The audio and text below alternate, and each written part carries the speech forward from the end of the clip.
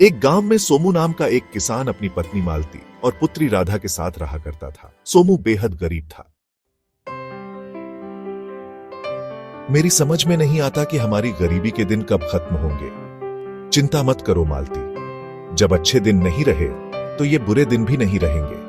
मेरी समझ में ये नहीं आता कि आखिर कब तक आप दूसरों के खेतों में गुलामी करते रहेंगे। मालती, मेरे पास इसके अलावा और कोई चारा भी तो नहीं है। अरे, जब आपके पास अपनी जमीन है तो फिर आप उस पर खेती क्यों नहीं कर सकते? तुम्हें पता है, मालती की जमींदार चौधरी ने उस जमीन पर कब्जा कर रखा है और मेरे पास इतने पैसे नहीं हैं कि मैं उसे छुड़ा सकूं। तो जाकर आप उससे बात क्यों नहीं करते? उससे कहिए कि वो आपकी जमीन वापस कर दे। आप उस जमीन पर खेती करेंगे और फसल बिकने पर आप उसके पैसे लौटा देंगे। सोमू को अपनी पत्नी की बात अच्छी लगी। वह सीधा जमींदार चौधरी के घर चला गया। क्या बात है सोमू? क्या मेरे पैसों का इंतजाम हो गया है जो तुम मेरे घर पर आ गए? चौधरी साहब, पैसों का इंतजाम तो नहीं हुआ, और होगा भी क्यों? दूसरों के खेतों में काम करके तुम आखिर कितना कमा लेते होगे? मेरा ख्याल है तुम्हारे घर का खर्चा भी बड़ी मुश्किल से चल पाता होगा। चौधरी साहब, जब आप सब कुछ जानते ही हैं तो फिर आप मेरी मदद क्यों नहीं करते? तुम्हारी ही मदद की थी ना मैंने, तुम्हें पैसे देकर, मगर तुम ब्याज चुकाना तो बहुत दूर की बात है, तुम तो मूल तक नहीं दे पाए। आप मुझे मेरी जमीन वापस कर दीजिए चौधरी साहब। मैं अपनी जमीन पर खेती करूंगा और फसल बिकने पर आपकी पाई पाई चुका दूंगा। तुम्हें मैं क्या मूर्ख दिखता हूं? जब तक मुझे मेरे पैसे वापस नहीं मिल जाते तब तक मैं तुम्हें तुम्हारी जमीन वापस नहीं लौटा सकता। अब तुम जा सकते हो यहां से। सोमू उदास होकर जमींदार के घर से बाहर निकल आया और अपने घर की ओर जाने लगा। तभी बाजार में उसे गांव का मुखिया मिल गया। अरे सोमू, तुम्हारे चेहरे पर यह उदासी कैसी भाई? और आज तुम मेरे खेत पर काम पर भी नहीं आए। सब कुछ सही तो है ना? अब आपको क्या बताऊं मुखिया जी, जमींदार चौधरी से अपनी जमीन वापस मांगने गया था, मगर उसने टका सा जवाब देकर मुझे वापस कर दिया। क्या तुमने उसके पैसे लौटा दिए? नहीं मुखिया जी, मैं उसे यही बताने के लिए गया था कि अगर वो मेरी जमीन मुझे वापस कर देता है तो मैं उस पर खेती करके फसल बिकने के बाद उसके सारे पैसे चुका दूंगा। सोमू, तुम जानते हो कि जब तक जमींदार को तुम उसके पैसे नहीं दोगे तब तक वो तुम्हारी जमीन नहीं लौटाएगा। भाई, आप ठीक कहते हैं मुखिया जी।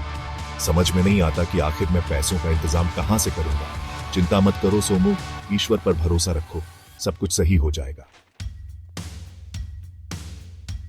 सोमू वहां से सीधा घर चला गया। घर जाकर उसकी पत्नी उससे बोली, MLT VO, आखिर वो अपने आप को समझता क्या है?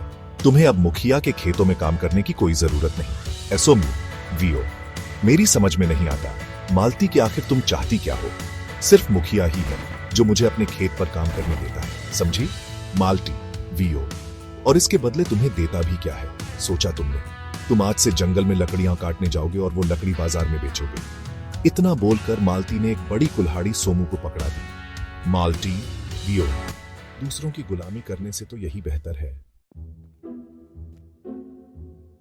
सोमू कुल्हाड़ी लेकर सीधा जंगल की ओर चला गया और एक सूखे पेड़ के पास जाकर लकड़ियां काटने लगा। तभी उसके कानों में एक आवाज टकराई। वॉइस VO, इतने गुस्से में क्यों लकड़ियां तोड़ रहे हो? क्या पूरा पेड़ उखाड़ने का इरादा है? आवाज सुनकर सोमू पूरी तरह से चौंक गया और इधर उधर देखने लगा। तभी उसके कानों में फिर से आवाज टकराई। वॉइस VO, अरे इधर उधर क्या देख रहे हो? जरा अपने सामने पेड़ के ऊपर देखो, मैं हूं। सोमू ने जैसे ही पेड़ के ऊपर देखा तो उसे एक सुंदर रंग बिरंगी बड़ी सी चिड़िया नजर आई। सोमू VO, तुम तो इंसानी भाषा में बात कर रही हो, यह कैसे संभव हो सकता है? चिड़िया VO, संभव हो सकता है, बिल्कुल संभव हो सकता है, क्योंकि मैं एक जादुई चिड़िया हूं। सोमू VO, मैं इस जंगल में पहले भी आता जाता रहा हूं, लेकिन मैंने तो इस तरह की जादुई चिड़िया इस जंगल में कभी नहीं देखी। चिड़िया VO, मैं इस जंगल की नहीं बल्कि यहां से बहुत दूर के जंगल की हूं जहां पर इंसान नहीं आते जाते। सोमू VO, तो फिर तुम यहां क्या कर रही हो? चिड़िया VO, मैं अपने झुंड के साथ उड़ती हुई यहां से निकल रही थी और आराम करने के लिए इस पेड़ पर कुछ देर के लिए बैठ गई। मुझे नींद आ गई और मेरा झुंड मुझे छोड़कर चला गया। सोमू VO, तो इसका मतलब तुम अकेली रह गई? चिड़िया VO, चिंता मत करो, वो मुझे ढूंढने के लिए वापस जरूर आएंगे। सोमू VO, तब तक तुम क्या करोगी? चिड़िया वीओ, तुम मुझसे दोस्ती कर लो और मुझे अपने घर ले चलो। तुम मेरा ख्याल रखो, बदले में मैं तुम्हारा ख्याल रखूंगी। सोमू वीओ, और वो कैसे? चिड़िया वीओ, पहले मुझे अपने घर तो ले चलो। इतना कहकर चिड़िया उड़ते हुए सोमू के कंधे पर बैठ गई। सोमू चिड़िया को लेकर सीधे अपने घर चला गया। इतनी सुंदर चिड़िया को देखकर सोमू की बेटी राधा चहकते हुए बोली, राधा वीओ, अरे पिताजी, इतनी सुंदर चिड़िया। सोमू वीओ, ये चिड़िया सिर्फ सुंदर ही नहीं बल्कि जादुई भी है। पता है राधा, ये बोलती भी है। राधा वीओ, ये कैसी बातें कर रहे हो? भला चिड़िया इंसानों की आवाज में कैसे बोल सकती है? चिड़िया वीओ, क्यों नहीं बोल सकती? जादुई चिड़िया सब कुछ कर सकती है। राधा और मालती बुरी तरह से हैरत में पड़ गई और उसे गौर से देखने लगी। चिड़िया वीओ, मुझे इतनी गौर से मत देखो, क्या मुझे नजर लगाने का इरादा है? मालती वीओ, नहीं नहीं, ऐसी कोई बात नहीं। चिड़िया वीओ, तुम्हारे चेहरे पर उदासी क्यों है? जब से यहां आई हूं तब से सबके चेहरे पर उदासी ही देख रही हूं। मालती वीओ, अब तुम्हें क्या बताऊं जादुई चिड़िया, जो लोग गरीब होते हैं और जिनके पास धन नहीं होता वे लोग उदास ही रहते हैं। चिड़िया वीओ, तुम चिंता क्यों करती हो? तुम्हारी गरीबी दूर करने का हल है मेरे पास। जादुई चिड़िया की बात सुनकर सोमू बुरी तरह से चौंक पड़ा। सोमू वीओ, क्या तुम वास्तव में हमारी गरीबी दूर कर सकती हो? चिड़िया वीओ, तुमसे कहा तो है, मैं एक जादुई चिड़िया हूं। मालती वीओ, तुम हमारी कैसे मदद कर सकती हो? चिड़िया वीओ, मैं तुम्हें उस जगह का पता बता सकती हूं जहां बहुत ढेर सारा धन गढ़ा हुआ है।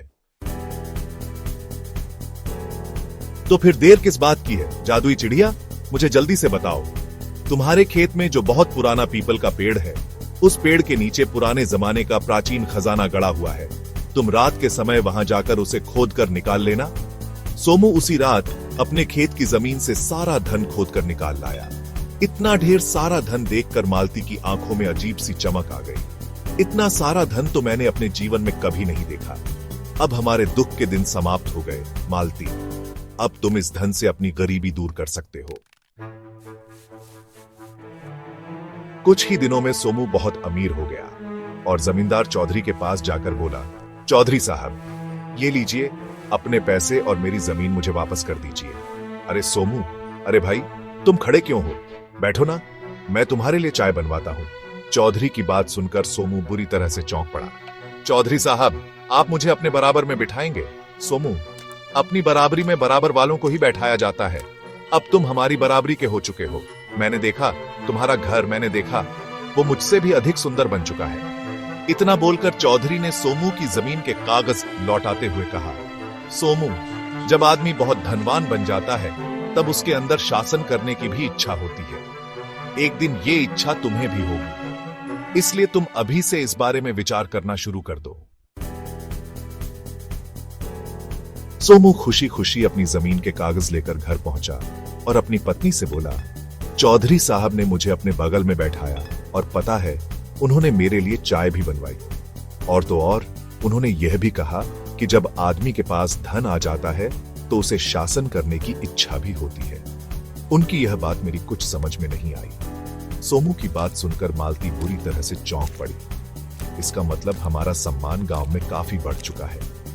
उनका कहने का मतलब यह था, बुद्धू, कि हमें अब गांव में और भी जमीनें खरीदनी चाहिए, लेकिन उसके लिए धन कहां से आएगा?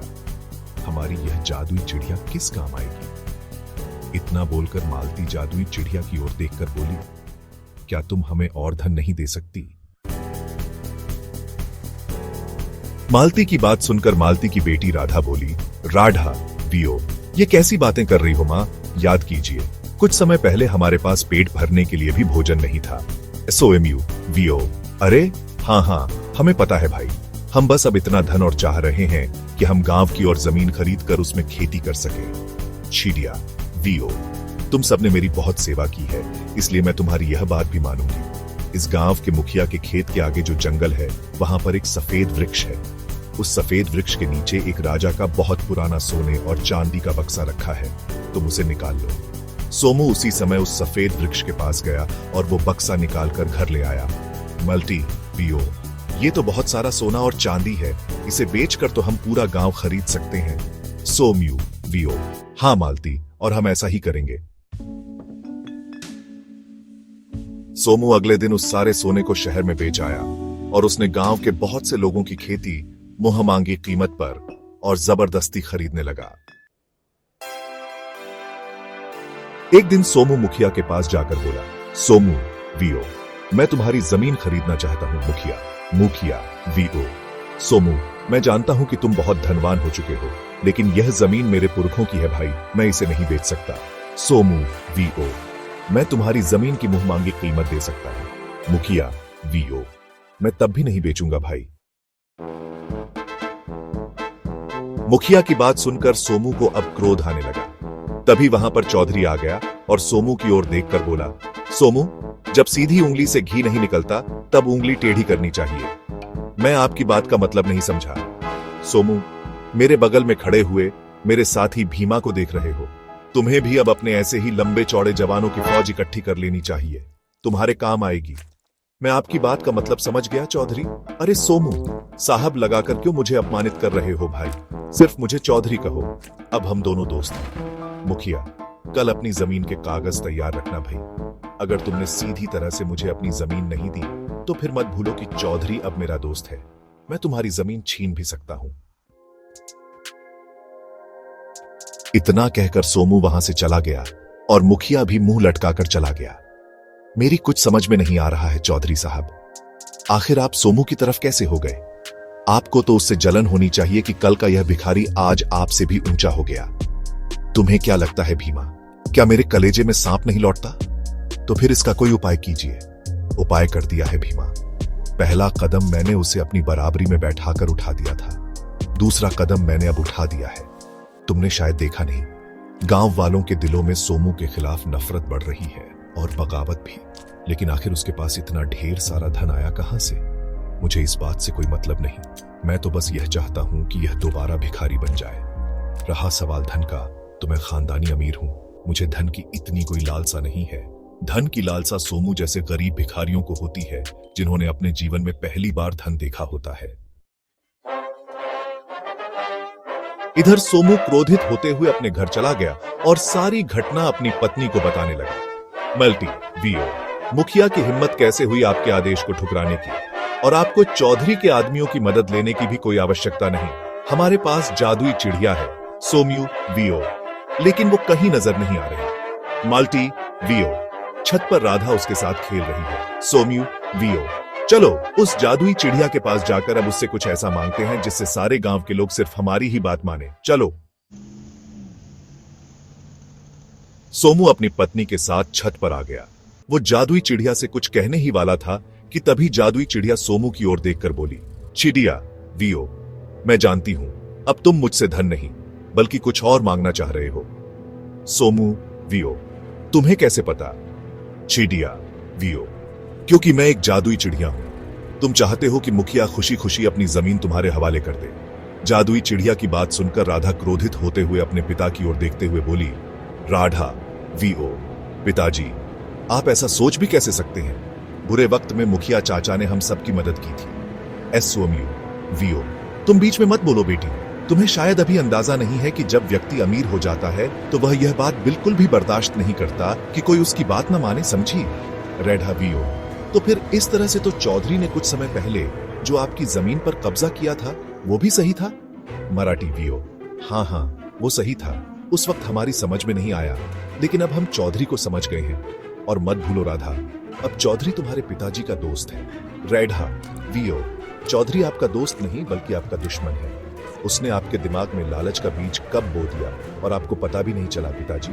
सच तो यह है कि आप दोनों दौलत को देखकर लालच में अंधे हो चुके हैं। शायद इसीलिए आप दोनों को भगवान ने गरीब बनाया था। राधा ने इतना कहा ही था कि तभी रंग बिरंगी चिड़ियों का झुंड उड़ता हुआ छत की ओर मंडराने लगा। चिड़िया वीओ, मेरे साथी मुझे लेने के लिए आ चुके हैं राधा, अब मैं केवल एक आखिरी इच्छा ही पूरी कर सकती हूं। अब तक मैंने तुम्हारे माता पिता की इच्छाओं को पूरा किया है, मैं चाहती हूं कि अब तुम कोई इच्छा करो जिसे मैं पूरा करूं। राधा वीओ, मैं चाहती हूं कि हम सब फिर से गरीब हो जाएं। हमारे पास बस इतना धन और इतनी जमीन हो जिस पर मेहनत से खेती करके 2 वक्त की रोटी कमाई जा सके। और मैं यह भी चाहती हूं कि चौधरी जैसे अत्याचारी और बहकाने वाले व्यक्ति गरीब हो जाएं, ताकि वे फिर से किसी दूसरे के दिल में लालच पैदा न कर सके। चिड़िया, वियो, मुझे तुम पर गर्व है राधा, ऐसा ही होगा। इतना कहकर जादुई चिड़िया अपने झुंड के साथ वहां से उड़ती हुई चली गई। सोमू फिर से गरीब हो गया और चौधरी को कारोबार में बहुत नुकसान झेलना पड़ा। वो गांव छोड़कर चला गया। अगर ये वीडियो आपको अच्छी लगी तो लाइक और हमारे चैनल को सब्सक्राइब कर देना। Thanks for watching video.